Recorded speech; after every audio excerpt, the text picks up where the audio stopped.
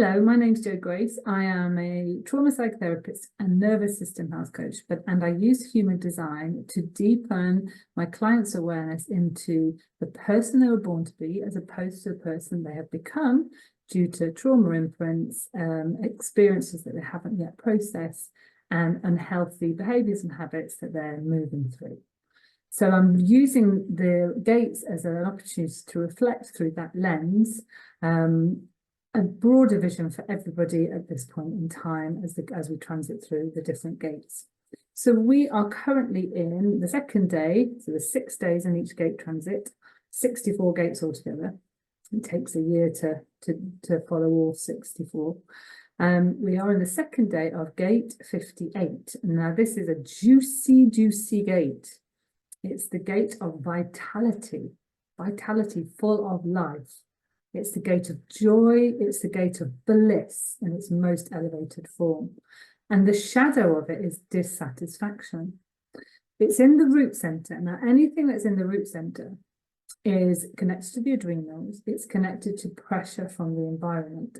So as a nervous system health coach, I'm all over this, because this is where we can learn to work with our nervous system and help ourselves to healthily move through natural pressures that come in. So when we are in vitality, we're finely attuned to feeling dissatisfied if we eat something that doesn't feel quite right for us, if we don't get enough rest, if we are in a relationship that isn't very fulfilling. Vitality helps us, gives us that information about how we can change, use that pressure of the dissatisfaction and come back to flow state and vitality. I'm loving doing these gates, recording these gates in real time, because we're actually in this transit. So today is December the 27th.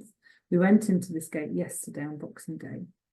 And in where I live, in the Northern Hemisphere, first world issues, etc., there probably isn't any more dissatisfying day potentially for many of us than Boxing Day. In fact, I heard twice on the radio yesterday, oh, we're countering those Boxing Day blues. Now, what are those blues about? I was reflecting with a really dear person to me, actually on Christmas night, moving into Boxing Day, about their deep dissatisfaction with Christmas Day. They felt they'd overeaten, they hadn't moved enough, they'd been with people that really activate them, trigger them. They had been building up to this, had been really looking forward to it. There was a lot of melancholy and sadness for them. And when we unpicked this a little bit more, what was underneath it was actually a deep grief about the loss of a family unit when they were a little child, and how Christmas had always been this hope that things might be better, only to be really deeply dissatisfying, with added on top of that the excess of presents and food, etc., etc.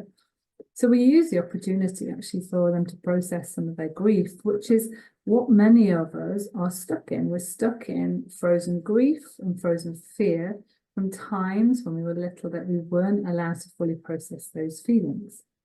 And this is essentially what trauma is. Trauma isn't the event, it's what's left remaining when we didn't have the healthy attunement and love and empathy to move through that and come back to flow state. Now, the lack of flow state in a human body over time turns up then as a lack of vitality. Many of my clients who are in their late 30s or 40s and beyond, they have physical symptoms of the lack of vitality over time, which is essentially a lack of regulation over time, a lack of joy state. My most recent training was with the wonderful organic intelligence, Steve Hoskinson, and his tagline is, "The job is pleasure." His whole work is about reminding us that as mammals, we are designed to be primarily in pleasure. And it's when we have survival energy stuck in our system, or we're caught in patterns of wired and tired, we're responding from the environment, from the cultural pressures, from the family pressures, not in a responsive way, responding in a reactive way, and it takes us away from our vitality and our joy state. So gate 58 connects with gate 18 in the spleen to create what's called the channel of judgment. There are many terms in human design that I don't find very empowering. So my gift for you, which is a gift from my teacher, Cheryl Thompson. If it isn't empowering, then do not give it any time. Find the way that this is empowering for you. So a way to see the channel of judgment is to see it as the channel of improving. How can I use this to satisfaction? How can I use this experience of life where I am using things outside of myself to feel good, substances, behaviors, relationships, working too hard? How can I use that information and channel it through this channel of improvement, the gate 18, that is the cracking capacity to go, this is what you should do instead. This is how I can help you. How can I use it to make change so I can create more vitality in my life and my being? So obviously the classic cliched phrase, well, just love yourself, is rolled out quite often. And my experience and my knowing of this from my studies is that we can't do anything that we haven't been, hasn't happened to, we haven't been empathized with, we haven't been resonated with, we haven't had it said to us that must have been difficult, we haven't had compassion, etc. shown to us. Our brains haven't yet been wired in that way. So we can use the energetics of 58 and 18 to harness this improvement, this inner coach voice that 18 can offer, and to help us make the changes we want to do for ourselves. And we can't really do this in isolation either. You know, we are designed to be in human beings, mammals, that we developed a whole part of our nervous system, this part here called the ventral vagal parasympathetic. This is a whole new part of the nervous system that is designed to connect with other mammals to fully regulate. This is co-regulation. And so this is where this gate of vitality is. Where do I take myself to other people that are also in a high vibration, who are in vitality?